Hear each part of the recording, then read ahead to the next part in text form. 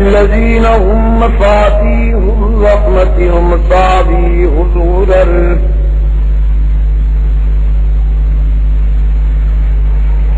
أما بعد فأعوذ بالله من الشيطان الرجيم بسم الله الرحمن الرحيم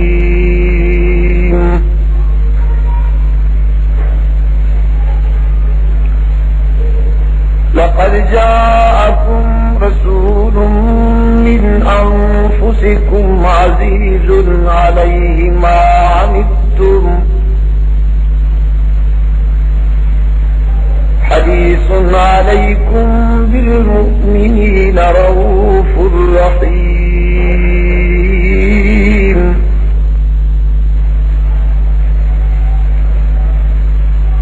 صدق الله مولانا العظيم.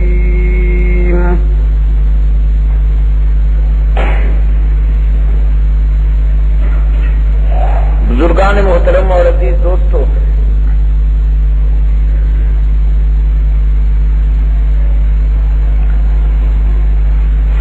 قرآن پاک کی جو آیہ کریمہ آپ کے سامنے تلاوت کی گئی، اس میں رب العزت نے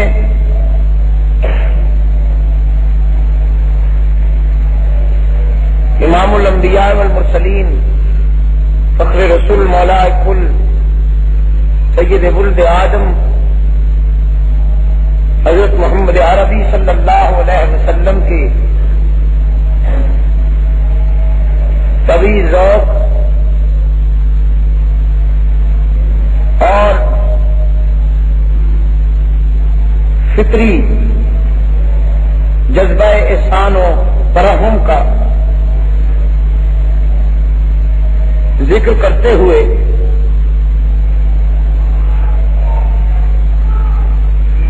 عزیز بھی کہا، اہل نظر کی فلاح اور ان کی دارین کی کامیابیوں میں حریص بھی کہا اور رؤوف رحیم بھی کہا۔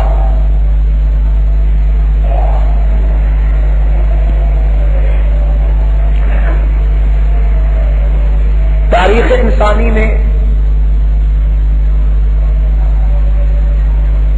رسول اکرم صلی اللہ علیہ وسلم کا کردار اس نقطہ نظر سے منفرد اور اپنی مثال آپ ہے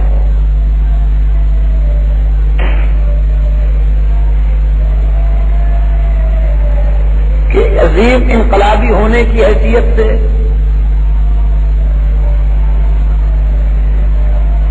عالمگیر برائی اور ہماگیر شر کے خاتمے کے لیے آپ جو موقف لے کر آئے اسے دنیا سے منوانے کے لیے اور عملی طور پر لاگو کرنے کے لیے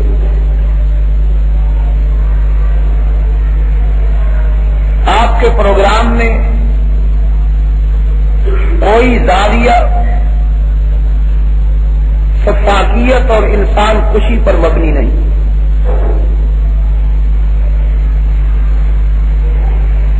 اصلاحات وہ چاہے انفرادی ہوں یا اجتماعی، نارمل زندگی میں ہوں یا ہنگامی حالات میں، جو بھی قدم اٹھا اس میں رحمت عالم صلی اللہ علیہ وسلم کا جذبہ ترحم و شفقت بہرحال غالب ہی نظر آتا ہے۔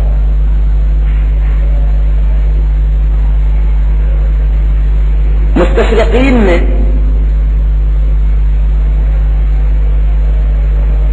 مغرب کے تنگ نظر مورخین نے اسلام کے عسکری پروگرام پر نکتہ چینی بھی کی اور بعض مرحلوں پر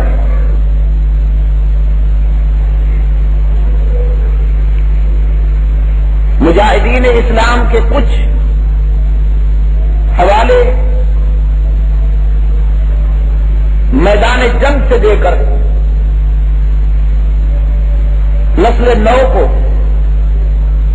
یہ غلط فہمی میں ڈالنے کی کوشش کی کہ اسلام جارحیت کا تصور رکھتا.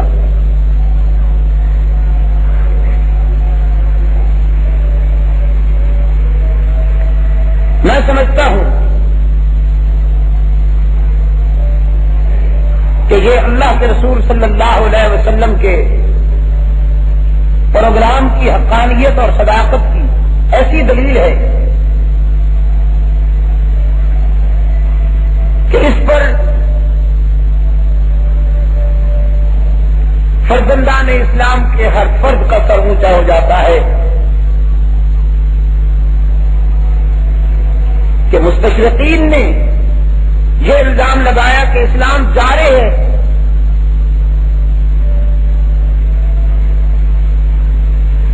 لیکن میں نے جب لندن کے میوزیم میں انٹرنیشنل لائبریری میں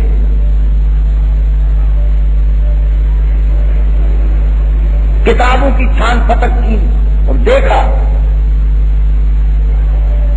اس میں مجھے ایک رسالہ ایسا بھی ملا کہ جو مستشرقین میں سے ایک انتہائی تنگ نظر مورخ کا مرتبہ تھا، لکھا ہوا تھا، جس میں اس نے یہ اعتراف کیا کہ دنیا بھر کے انقلابیوں میں جس انقلابی سے سب سے کم انسانیت کو نقصان پہنچا ہے وہ صرف اسلام کا محمد ہے صلی اللہ علیہ وسلم.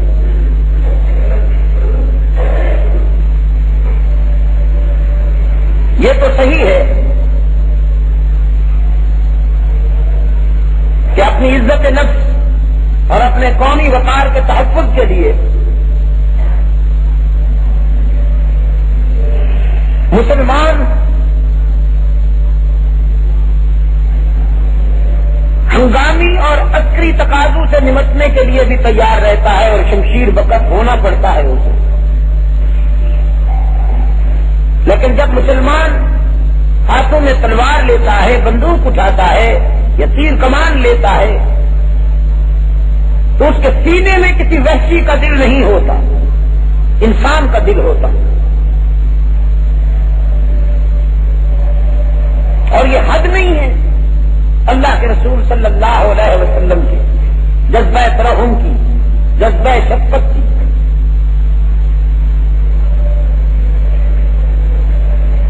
کہ جب آپ کو یہ بتلایا گیا کہ فلاں مجاہد نے ایک ایسے کافر کو قتل کر دیا ہے کہ جو بوقت مرد کلمہ توحید پڑھ رہا تھا، رسول اللہ صلی اللہ علیہ وسلم نے اپنے رضاکار کو بلا کے پوچھا کہ کیا واقعی تم نے ایک ایسے انسان کو قتل کر دیا ہے کہ جس کی زبان پر کلمہ توحید جاری ہو گیا تھا؟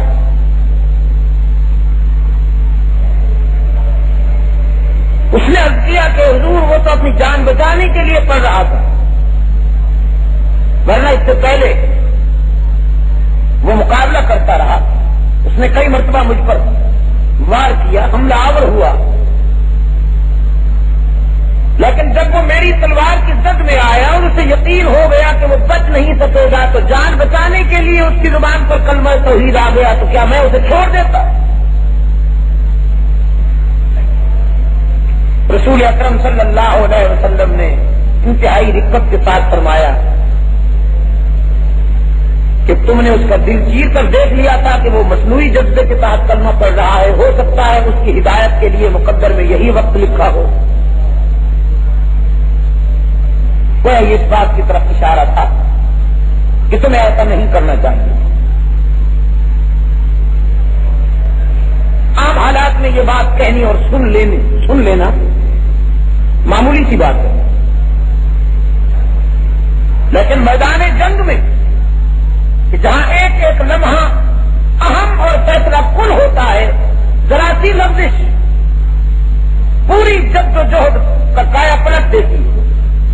اس مرحلے پر پیغمبر کے مزاج کی یہ سلامتی اور توازن، اس سے آپ اندازہ کر سکتے ہیں کہ رسول اللہ صلی اللہ علیہ وسلم اپنے جان لیوا دشمن کے لیے بھی انسانی نقطۂ نظر سے کس قدر ہمدردی کے جذبات رکھتے ہیں۔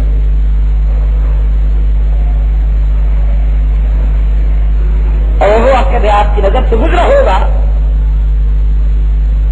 ضرور گزرا ہوگا وہ واقعہ آپ کی نظر سے، کہ جب آپ پر صلی اللہ علیہ وسلم ایک کافر تلوار اٹھاتا ہے، حملہ آور ہوتا ہے،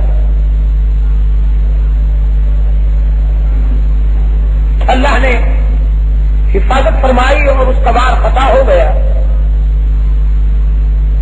تو اب وہ شمشیر نبوت کی زد میں تھا۔ اس مرحلے پر کہ پیغمبر کی تلوار اسے دو لفظ کر ڈالتی، رحمت عالم صلی اللہ علیہ وسلم نے اپنی اٹھی ہوئی شمشیر کو روکا اور پلٹ کے دیکھا، عدل و جلالت کا بادشاہ حضرت فاروق اعظم رضی اللہ تعالی عنہ اپنے قائد کی عسکری اداؤں کا نظارہ کر رہا تھا، پیچھے کھڑا ہوا۔ سرکار دو عالم صلی اللہ علیہ وسلم نے فاروق اعظم کو اپنی تلوار دیتے ہوئے فرمایا، عمر اس سے تم نمٹو، تم مقابلہ کرو اس سے۔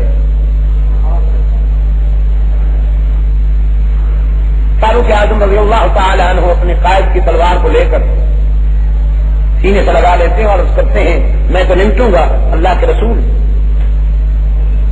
میں تو اس سے نمٹوں گا، لیکن آج میری تمنا تھی کہ میں رسول کی تلوار کے جوہر رسول کے ہاتھوں سے دیکھوں۔ آج میں منتظر تھا کہ کوئی آپ کی تلوار کی زد میں آ کر گرے اور وہ دو لخت ہو کر تڑپے، تو میں اس کی طرف کو دیکھ کر اپنے عسکری ذوق کو جلا بخشوں۔ رسول اکرم صلی اللہ علیہ وسلم سنجیدہ ہو گئے اور فرمایا، عمر تم جانتے نہیں ہو کہ پیغمبر کا قاتل اور نبی کے ہاتھوں سے مرنے والا، جو کسی نبی کو قتل کرے اور جو کسی نبی کے ہاتھوں سے مارا جائے، یہ دونوں ابدی جہنمی اور سب سے بڑے بد نصیب ہوتے ہیں اور ابدی جہنمی ہوتے ہیں۔ رسول اکرم صلی اللہ علیہ وسلم نے فرمایا، عمر جو کسی نبی کو قتل کرے اور نبی کے ہاتھوں سے مارا جائے، یہ دونوں بد نصیب دائمی جہنمی ہوتے ہیں، تو میں انسانوں کو جہنم میں دھکیلنے نہیں آیا، جہنم سے نکالنے آیا ہوں، اس سے تم نمٹو۔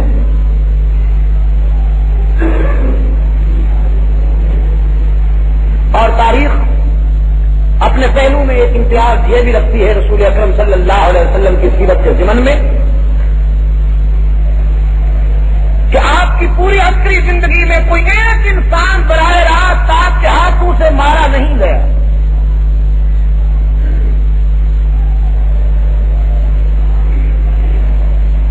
شمشیر رسالت سے ایک آدمی کو زخم آیا تھا، لوگ لگی تھی ایک آدمی کو،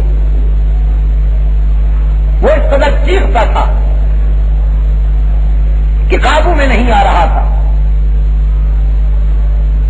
لوگوں نے اس سے کہا کہ ذرا سا زخم لگا ہے تمہیں، بے قابو ہو گئے ہو، بدحواس ہوتے چلے جا رہے ہو، ادھر دیکھو رسول اللہ کے رضاکاروں کو، کہ ایک مجاہد کا پاؤں کٹ گیا میدان جہاد میں، احساس تک نہ ہوا، جب جنگ ختم ہو گئی تو پھر ڈھونڈتا پھرتا تھا جیسے کسی کا قلم گر گیا ہو۔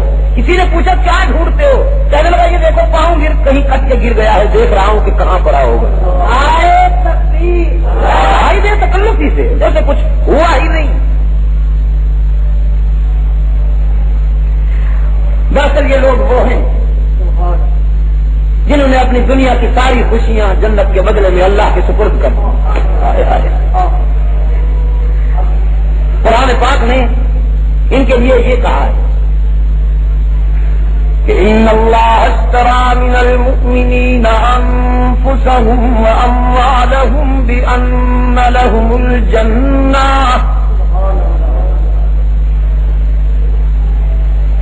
ان اللہ اشتری للمؤمنين أنفسهم وأموالهم بأن لهم الجنة يقاتلون في سبيل الله فيقتلون ويقتلون.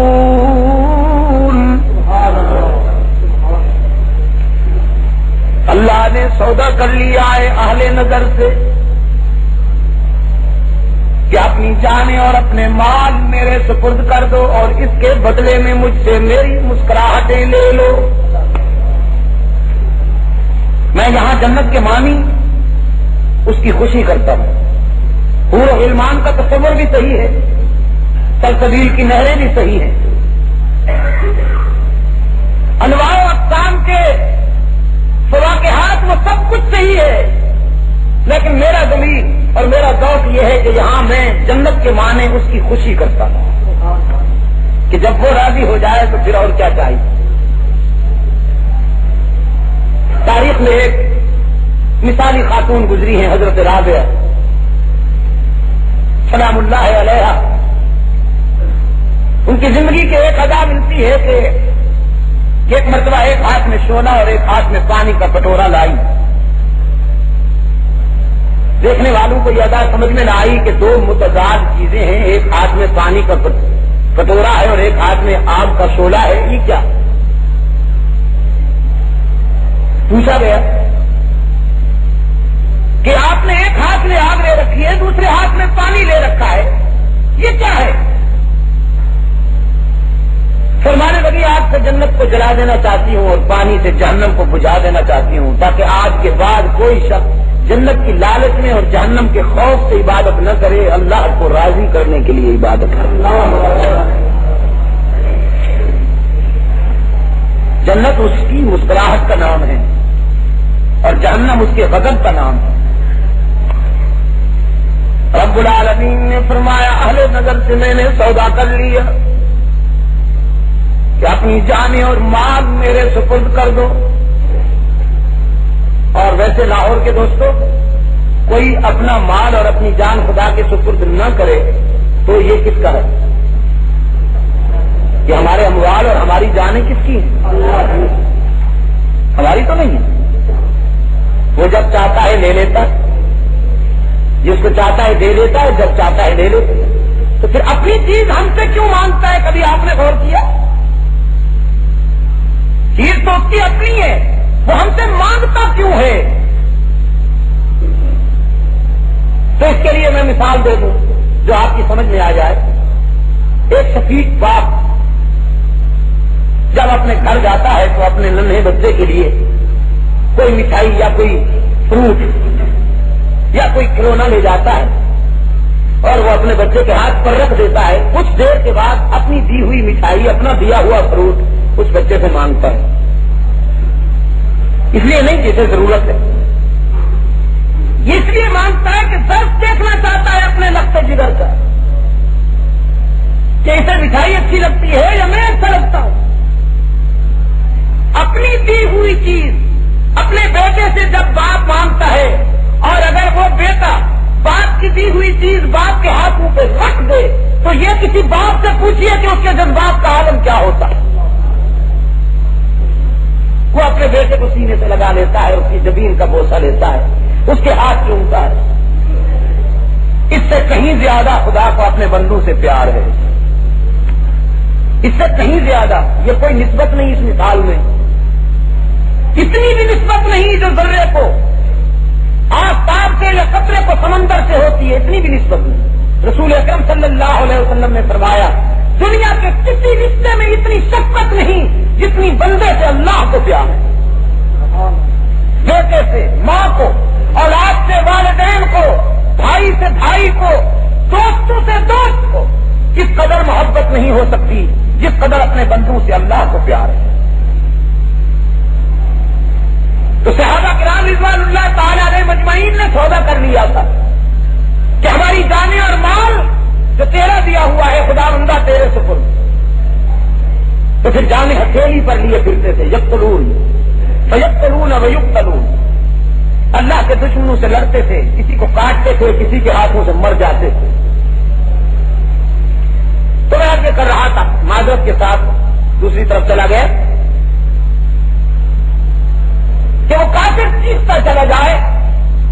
معمولی سی نوک لگی تھی شمشیر نبوت کی.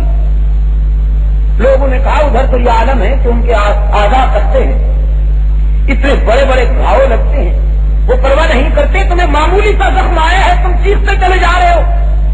وہ کہنے لگا رسول کی تلوار سے جو معمولی سا زخم آیا ہے اس کی مجھے اس قدر اذیت ہے کہ اگر میرا یہ درد پوری انسانی برادری پہ تقسیم کیا جائے نا تو کوئی برداشت نہ کر سکے. کوئی ایک انسان بھی براہ راست رسول اکرم صلی اللہ علیہ وسلم کے ہاتھوں سے نہیں مارا گیا. یہ انتہا ہے رسول اکرم صلی اللہ علیہ وسلم کے جذبہ ترحم اور جذبہ شفقت کی.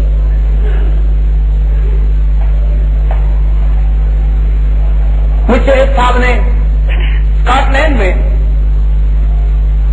ایک جگہ ہے ایڈنبرا, گلاسگو سے آگے, دین سے بھی آگے, وہاں سیرت کانفرنس کے بعد ایک انگریز, بوڑھا انگریز, وہ مجھ سے پوچھنے لگا صاحب یہ جو کچھ ایران میں ہو رہا ہے اسلام یہی کہتا ہے؟ میں نے کہا بالکل نہیں. ایران میں جو کچھ ہو رہا ہے انسان خوشی کا سلسلہ جاری ہے, یہ اسلام کی نمائندگی نہیں ہے.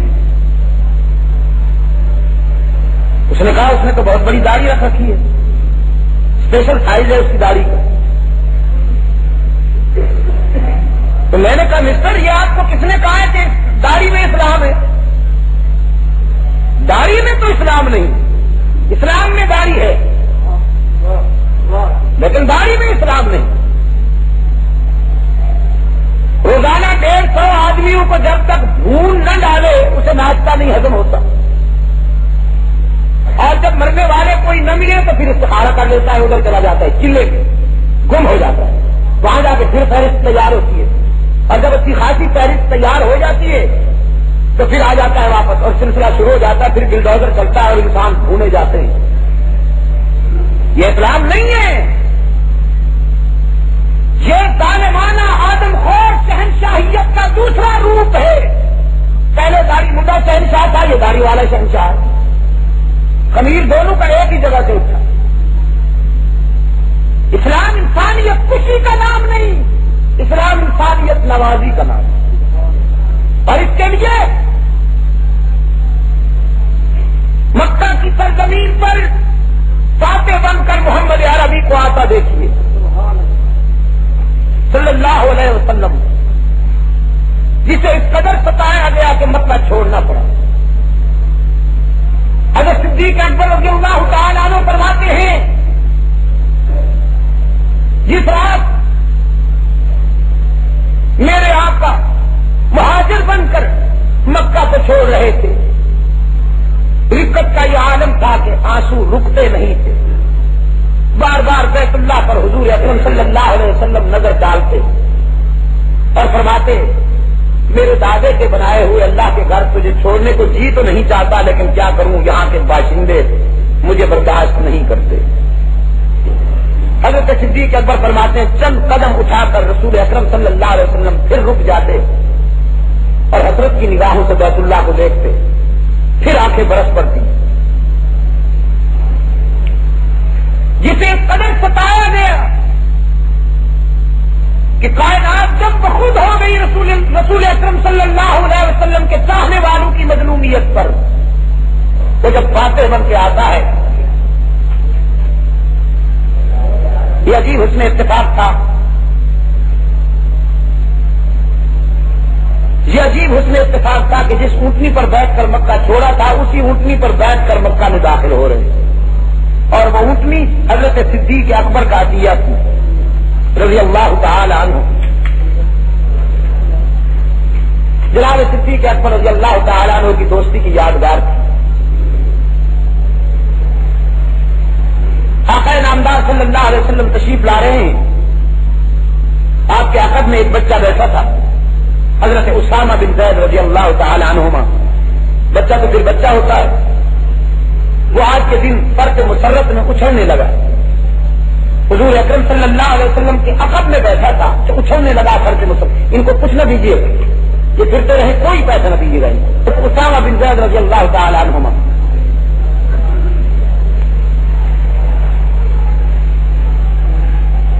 بچہ ہونے کے ناطے سے اچھلتا ہے فرد مسرت میں.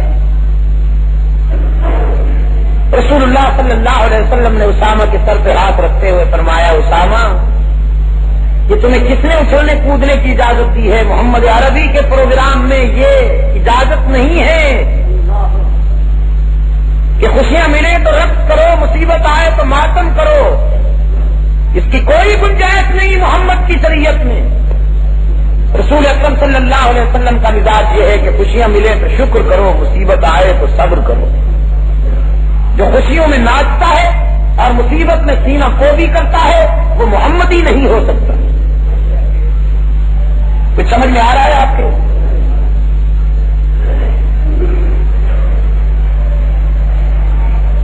اور آج کل سینہ کوبی کو چڑیاں مارنے کو مذہب کہا جا رہا ہے، منوایا جا رہا ہے بالجبر. کہ صاحب ہر ایک کا اپنا اپنا مذہب ہے، آپ کو کیا ہے؟ پھر اس کے معنی یہ ہے کہ اگر کل کلا کوئی قرآن پاک کا نسخہ لے کر چوراہے میں اس کو چیرنا پھاڑنا شروع کر دے تو بس صاحب اس کا مذہب ہے، آپ کو کیا ہے؟ احکامات قرآنی کے بقیے ادھیڑنا اور رسول کی شریعت کے مزاج کو مسخ کرنا یہ مذہب ہے یا غداری ہے؟ یہ مذہب سے دشمنی ہے. جب بھی ہوا ہوگا یہی، جب بھی سرزمین پر اسلام کے سورج نے طلوع کیا اور انشاءاللہ وہ ہوگا تو پھر یہ خون آسان جلوس، یہ خنجر بردار جلوس، یہ سڑکوں بازاروں میں غنڈہ گردی کا مظاہرہ مذہب نہیں کہا جائے گا، انتشار انگیزی کہا جائے گا. اور ان کو نہیں بند کیا جائے گا جہاں کی یہ جنس کرنا ہے. مذہب تو سجدے کرنا ہے، مذہب تو زکات دینا ہے، مذہب تو حج کرنا ہے. یہ راتیں اور دن ہمارے ہیں، ہم انہیں پھیرا کرتے ہیں. حضرت ابن عبادہ رضی اللہ تعالیٰ عنہ نے مکہ والوں کو للکارا، ماضی میں تم نے ہمیں ستایا تھا، آج تیار ہو جاؤ، رحمت عالم صلی اللہ علیہ وسلم کے رضاکار فاتح بن کے آ گئے ہیں. ماضی میں تمہاری تلواریں ہوتی تھیں، ہمارا سر ہوتا تھا، آج ہماری تلوار ہوگی، تمہارا سر ہوگا. ہم بلال کی آہوں کا بھی حساب لیں گے، ہم سمیہ کی چیخوں کا بھی حساب لیں گے، ہم خبیب کی طرف کا بھی حساب لیں گے. الیوم یوم الملحمہ، آج تصادم کا دن ہے، آج ٹکر کا دن ہے. رسول اکرم صلی اللہ علیہ وسلم نے یہ آواز سنی اور ساتھ کو بلا کے فرمایا، تمہیں کس نے اجازت دی؟ یہ تم کیا آواز بلند کر رہے ہو؟ عرض کیا اللہ کے رسول، میں اسلام کے دشمنوں کی حوصلہ شکنی کر رہا ہوں. رحمت عالم صلی اللہ علیہ وسلم نے فرمایا، صاحب تمہاری آواز میں انتقام اور بدلے کا عنصر شامل ہے، اور میں انتقامی نعرہ سن کر برداشت نہیں کرتا، میری رحمت کو اذیت ہوتی ہے. تنبیہن جھنڈا لے لیا گیا حضرت سعد سے، تنبیہن. سرکار دو عالم صلی اللہ علیہ وسلم نے حضرت سعد سے اسلام کا پرچم لے کر حضرت علی کو سپرد کیا. 3 مرحلے ہیں جہاں حضرت علی رضی اللہ تعالیٰ عنہ کے ہاتھوں میں جھنڈا آیا. ایک تو وہ مرحلہ جو میں نے رات آپ کو بتایا بدر میں، جب غزوہ بدر میں ایک موڑ پر رسول اکرم صلی اللہ علیہ وسلم کو اطلاع ملی کہ علمبردار زخمی ہو کر گر گیا ہے، پرچم نظر نہیں آتا. اب کس کپڑے کو اسلام کا پرچم بنا کر بلند کیا جائے اور اٹھائے کون؟ اس لیے کہ علم بھی اہم ہوتا ہے، علمبردار بھی اہم ہوتا ہے. رسول اکرم صلی اللہ علیہ وسلم اپنے خیمے میں تشریف لے گئے اور تھوڑی دیر بعد ام المؤمنین مریم اسلام صدیقہ کائنات سیدۃ نساء اہل الجنہ خاتون جنت حضرت عائشہ رضی اللہ تعالی عنہا کی اوڑھنی اور چادر لائے. سرکار دو عالم صلی اللہ علیہ وسلم نے فرمایا علی کہاں ہے؟ حضرت علی رضی اللہ تعالی عنہ نے عرض کیا حضور رضاکار حاضر فرمائیے. رحمت عالم صلی اللہ علیہ وسلم نے صدیقہ کائنات کی اوڑھنی پیش کرتے ہوئے فرمایا آج تاریخ کا ایک نیا باب لکھا جائے گا کہ بدر کے محاذ پر عائشہ کا دوپٹہ اسلام کا پرچم بنے گا اور اس پرچم کو علی کے ہاتھ بلند کریں گے. ایک اس مرحلے پر اور دوسرا خیبر کے آخری مرحلے پر. خیبر کے آخری مرحلے پر پرچم حضرت علی رضی اللہ تعالیٰ عنہ کے ہاتھوں میں آیا اور اللہ نے پتہ تھا. اور ایک فتح مکہ کے دن سرکار دو عالم صلی اللہ علیہ وسلم نے حضرت علی رضی اللہ تعالیٰ عنہ کے ہاتھوں میں اسلام کا پرچم دیا اور فرمایا علی اب تم جاؤ اس پرچم کو اونچا کر لو. مکہ کے گلی کوچوں میں جا کر ایک ایک دروازے پہ دستک دو اور میرا پیغام پہنچاؤ الیوم یوم المرحمہ.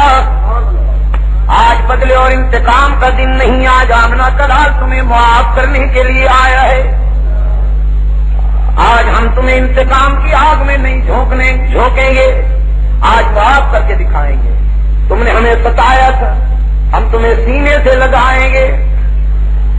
فرمایا آج میں ان کے لیے وہی کہتا ہوں جو کنویں میں ڈالنے والے بھائیوں کے لیے حضرت یوسف نے فرمایا تھا لا تثریب علیکم اليوم.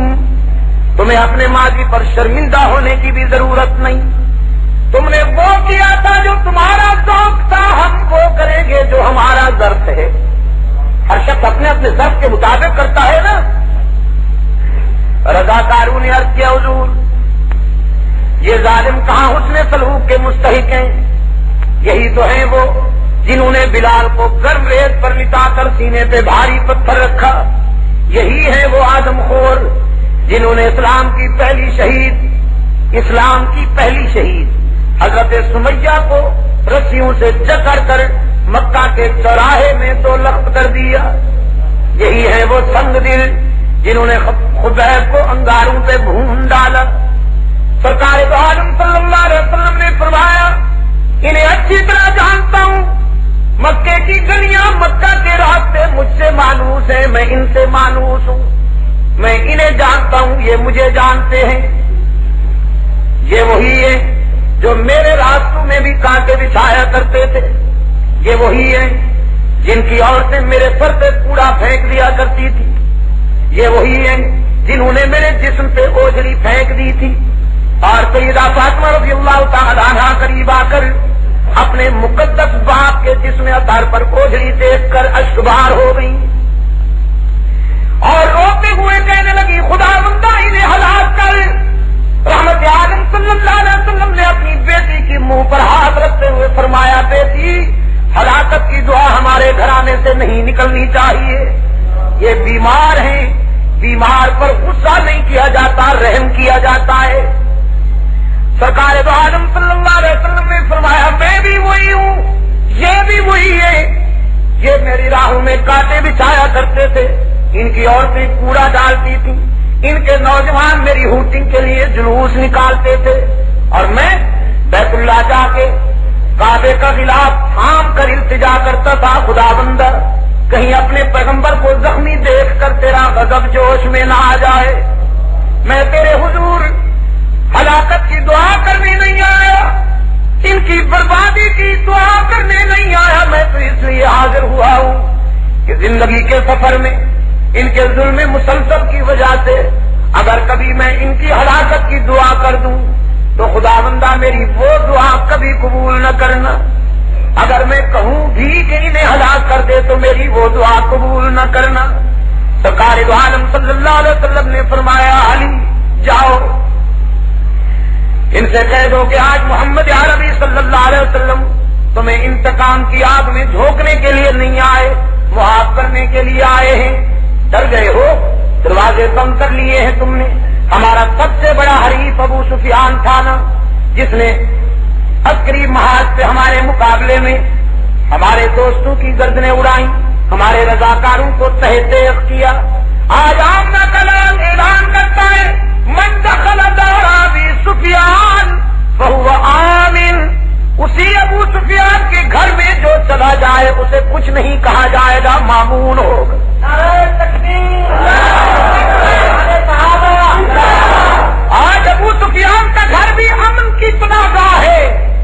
جو ابو سفیان کے گھر میں پناہ لے لے وہ مامون ہو گیا. تم ڈرتے ہو, تم نے دروازہ بند کر لیا. ذرا آؤ دیکھو تو صحیح, آج کون آیا ہے؟ آج کوئی آدم خور شہنشاہ تو نہیں آیا تمہارے شہر میں. آج طے کرے لطف و عطا آیا ہے, آج طے کرے جود و سخا آیا ہے. آج وہ آیا ہے کہ جس کے سراپا کو دیکھ کر کائنات کا ذرہ ذرہ پکارے. آج وہ آیا ہے صلی اللہ علیہ وسلم کہ جس کے سراپا کو دیکھ کر فطرت پکارے کہ یہ امامہ کی سجاوت, یہ جبین روشن, یہ قبائے عربی اور یہ نیچا دامن. مردہ بھی دیکھے تو کر چاک غریبان کفن, اٹھ چلے قبر سے بےتاب زباں پر یہ سخن. مرحبا سید مکی مدنی العربی, دل و جاں بات ہدایت سے عجب خوش لقبی. منم بے دل, خدا کی کروڑ رحمتے ہوں مولانا جامی پر.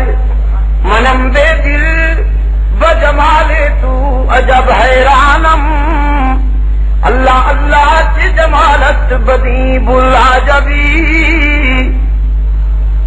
اور لاہور کے دوستوں, اگر سے وقت اجازت نہیں دے رہا لیکن دل کے ہاتھوں مجبور ہوں. بارگاہ رسالت کے عاشق کے صادق بڑے صغیر کا مرد درویش جس نے 40 سال زندوں کے قبرستانوں میں اذانیں دی, امیر شریعت سید عطا اللہ شاہ بخاری. کسی نے پوچھا تھا شاہ جی مردے سنتے ہیں؟ شاہ جی رحمت اللہ علیہ نے پوچھنے والے سے کہا کیوں خاص کام ہے کوئی ان سے؟ یہ پنجاب تو آپ جانتے ہیں نا, پنجابیوں کا ذوق, کوئی نہ کوئی مسئلہ گھڑ لیا پھر فائٹنگ شروع ہو گئی. ایک پارٹی کہتی ہے سنتے ہیں, دوسری کہتی ہے نہیں سنتے.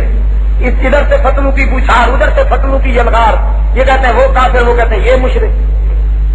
سرحد اور بلوچستان والے مرغے اور بٹیر لڑاتے ہیں, پنجاب والے مولوی لڑاتے ہیں. اپنا اپنا ذوق ہوتا ہے نہیں. شاہ جی رحمت اللہ نے تشریف لے کر وہاں یہ اختلاف پوچھنے والوں میں سے کسی نے پوچھا شاہ جی مردہ سنتے ہیں؟ فرمانے لگے کیوں کوئی خاص کام ہے ان سے؟ ہاں تو کارے ضمیرہ نکو ساختی کے بعد آسمان عید پر داغ تھی, جندو کے مسائل تم نے حل کر لیے ہیں کہ اب قبرستان کی طرف رخ ہو گیا. وہ کہنے لگا جی نہیں کام تو نہیں ہے, میں تو مسئلہ پوچھ رہا تھا. فرمانے لگے مسئلہ پوچھتے ہو تو پھر یہ مشاہدے کی بات ہے, کہنے اور سننے کی بات نہیں. یہ آنکھوں دیکھا حال ہے, جا کے دیکھ لینا. جب مرو گے تو پتہ چل جائے گا. سنتے ہوں گے تو سن لینا, نہ سنتے ہوں گے تو چپ کر کے پڑے رہنا. میرا دماغ چاٹنے کی کوئی ضرورت نہیں. جواب کا پرانی تھا, لوگ ہنس پڑے. پھر آئے فردلی اور فرمانے لگے بابو سنتے ہوں گے جن کی سنتے ہوں گے, تم مردوں کی بات کرتے ہو, میری تو زندہ بھی نہیں سنا. 40 سال سے زندوں کے قبرستان میں اذانیں دے رہا ہوں. میں نے جس سودے جگر سے قرآن سنایا ہے ان کو, اگر پہاڑوں کو سناتا تو ان کے سنگینی کے دل موم ہو جاتے, درختوں کو سناتا تو وہ لشکر بن کر میرے پیچھے دوڑتے, ستاروں کو سناتا تو ٹوٹ کر میرے دامن میں آ رہے تھے, دھرتی کو سناتا تو اس کے سینے میں بڑے بڑے شگاف پڑ جاتے, سر پر شوخیاں بھول جاتی, سبالتات میں فراموش کر بیٹھتی. لیکن میں نے ان چلتی پھرتی لاشوں کو قرآن سنایا ہے, یہ تب سے مت نہیں ہوتے. طوائفوں کے گانے سن کر جھومتے ہیں اور بخاری کا قرآن سن کر اونگتے ہیں. تم مردوں کی بات کرتے ہو, میں زندوں سے مایوس جا رہا ہوں. سید عطا اللہ شاہ بخاری, اللہ کی کروڑوں رحمتیں ہوں. میرے عزیز دوستو, ان کی زبان سے منقبت نکلی ہے سرکار دو عالم صلی اللہ علیہ وسلم کی. وہ بھی سنتے جائیے کہ بخاری کی نظر میں رحمت عالم کیا ہے. اب مجبوری ہے کہ وہ فارسی میں ہے اور زبان یار من ترکی وہ تو ترکی نمیدانی. بہرحال میں وہ سنا تو دیتا ہوں آپ کو, لطف انہیں کو آئے گا جو فارسی سمجھتے ہیں. فرماتے ہیں ہزار صبح بہار از نگاہ می چکدش, اور میلاد خان پارٹیوں کو بھی دعوت دیتا ہوں کہ لائیں دنیا بھر کے دیوان بخاری کے ایک شعر کا تو مقابلہ کریں.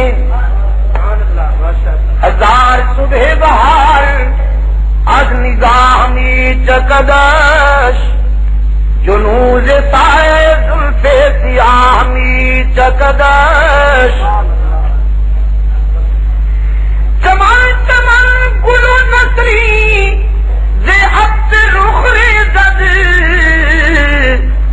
سبت سبت گل خندان ز راہ می چکدش بپیشگاہ جمالش جلال سر بسجود میں اس یتیم کی عظمت پہ کیوں قربان نہ جاؤں کہ جس کی کلندری کے حضور سکندری سر جھکائے نظر آتی ہے بپیشگاہ جمالش جلال سر بسجود چے خنداؤ چے تبسم کے جامی چکدش صداقتا بغیر گلیم نیرفشد زدل کے فقر چے گویم کے ماہمی چکدش فرماتے ہیں عبداللہ کی یتیم کی درویشی الفقر و فقری کے مسند نشین کی کلندری پہ کیوں قربان نہ جاؤں کہ جس کے دامن میں چاند اور ستارے پروئے گئے ہیں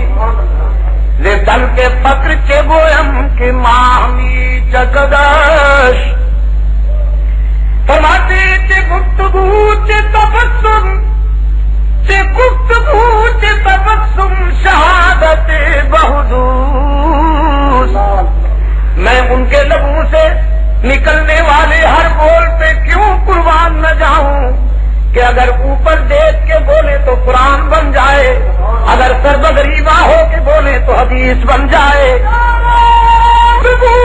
تبسم شہادت بحدوث نور چہرہ کے دم رہا گواہی چکدش فرماتے نظر کنید بفقت بلند بے وزنے 40 سال کی اس غمزدہ بیوہ کے مقدر تو دیکھو نظر کنید بابت حضرت خدیجہ ام المومنین خاتون اول حضرت خدیجہ نگاہ کنید بابت بلند بے وزنے کہ از کنار غریب چے ماہمی چکدش اس غمزدہ بیوہ کے مقدر تو دیکھو کہ اس کے پہلو میں آسمان رسالت کا سراج منیر چمکتا نظر آتا ہے وہ سراج منیر جو فخر رسول ہے مولا کل ہے ہادی سبل ہے وہ سراج منیر جو اللہ کا دل بر ہے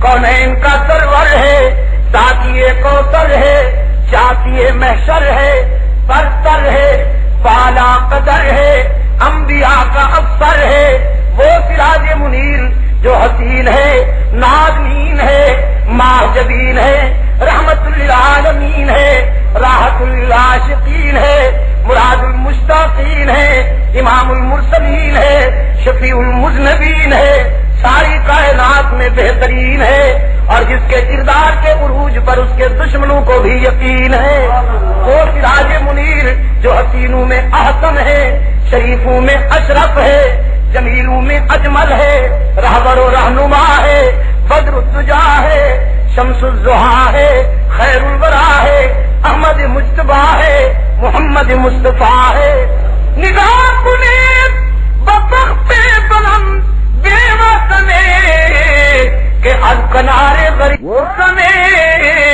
کہ از کنارے غریبش چے ماہمی چکدش اور آخر میں فرماتے ہیں بتو ندیم سیارو کے ماجرا گویت کہاں تو اور کہاں میں جزی کے اب پر ہر منہ گناہ می چکدش تو وہ ہے کہ تیرے دامن سے چاند اور ستارے جھڑ رہے ہیں تو وہ ہے کہ دامن نچوڑ دے تو فرشتے وضو کریں اور میں وہ ہوں کہ میرے دامن میں گناہوں کے سوا کچھ نہیں ہے نعرہ تکبیر یہ تو اس کافلے کا ایک فرد ہے جو بڑے صغیر میں شاہ ولی اللہ رحمت اللہ تعالی علیہ کے فیضان نظر سے پیدا ہوا ورنہ آپ جسے بھی دیکھیں گے اس کے رسول میں یکتا پائیں گے وہ چاہے انور شاہ کاشمیری ہوں وہ چاہے محمود الحسن شیخ الہند ہوں، وہ چاہے حسین احمد مدنی ہوں، وہ چاہے رشید احمد گنگوہی ہوں، وہ چاہے بالا کوٹ کا مرد حر اسماعیل شہید ہو،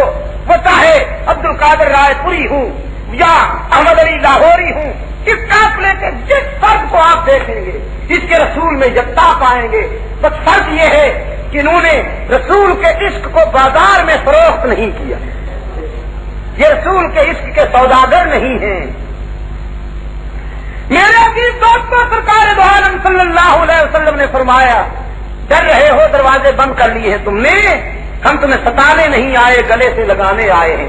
اعلان کیا میرے آقا نے، کوئی اور تو آج اگر ابو جہل کا بیٹا بھی آ جائے تو میں سینے سے لگا لوں.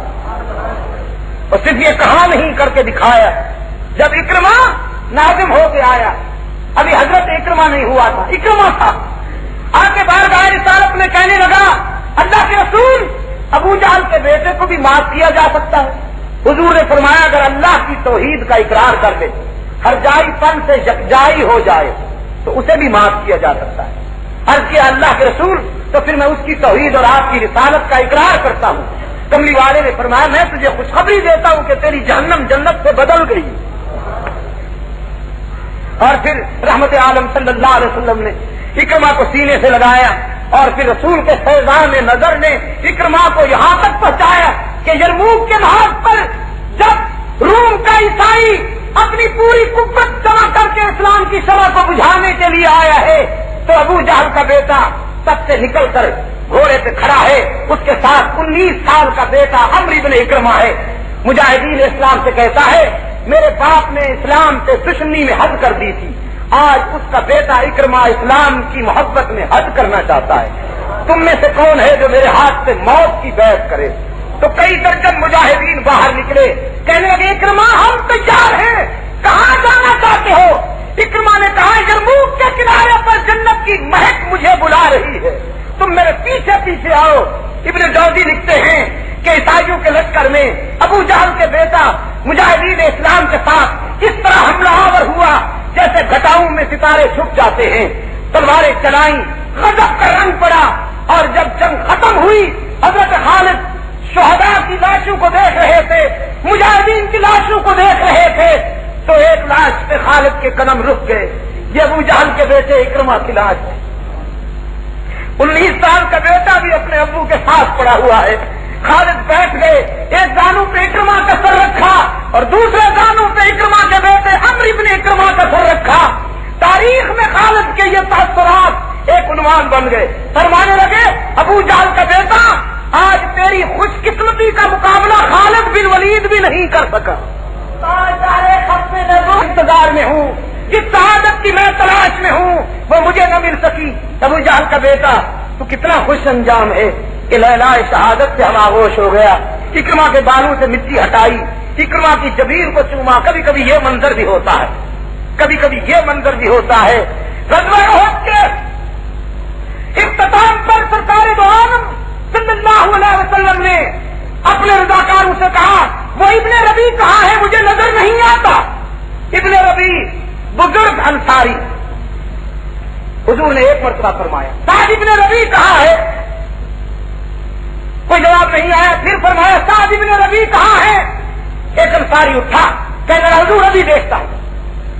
ادھر ادھر نظر دوڑائی، ساتھ کسی طرف نظر نہ آئے تو پھر گنج شہیدہ کی طرف لپکا یہ انصاری جہاں شہداء کی لاشیں بکھری ہوئی تھی.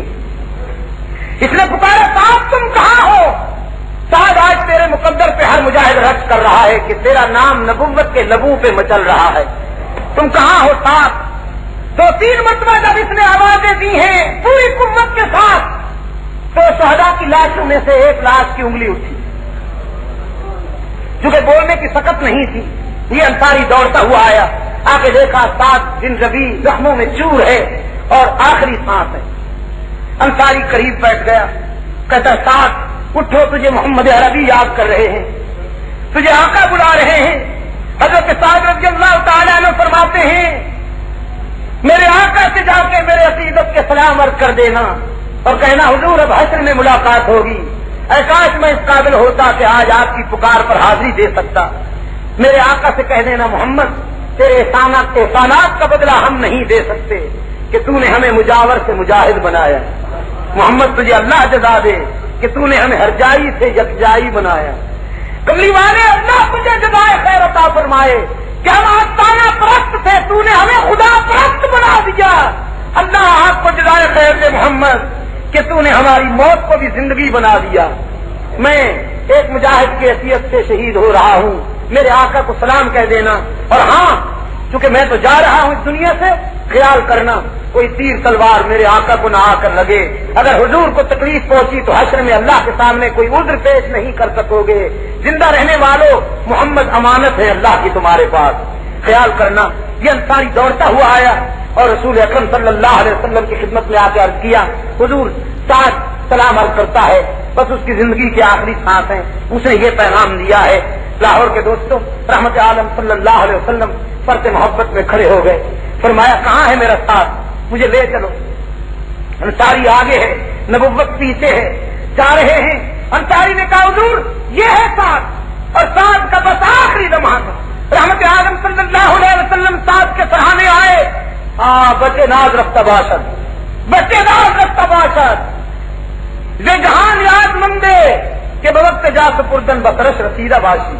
سرکار دو عالم صلی اللہ علیہ وسلم حضرت سعد کے سراہنے بیٹھ کر سعد کا سر اپنی گود میں لے لیتے ہیں۔ اب سعد نے اتنی طاقت نہیں ہے کہ بول سکے، ایک نگاہ سے رسول کے چہرے کو جی بھر کے دیکھا اور پھر ہمیشہ کے لیے آنکھیں بند کر دی کہ سر ہو قدموں پہ تیرے اور قضا آ جائے، ایسے انجام سے بہتر کوئی انجام نہیں، ایسے انجام سے بہتر کوئی انجام نہیں۔ یہ وہ لشکر ہے دوستو کہ زندگی نے جن کا استقبال کیا، موت جن سے خائف رہی، وہ خدا کے بنے تو ساری کائنات ان کی بن گئی۔ میں نے رات بھی کہا ہے کہ سیرت اپنا کے تو دیکھو، رسول اکرم صلی اللہ علیہ وسلم کے پیغام کو سینے سے لگا کے دیکھو، انشاءاللہ پھر آپ غالب رہیں گے، مغلوب نہیں رہیں گے۔ مجھے وقت اجازت نہیں دیتا، میں اپنی بات کو ادھورا چھوڑنے پر مجبور ہوں، اگر زندگی رہی تو پھر کبھی انشاءاللہ پورا کریں گے۔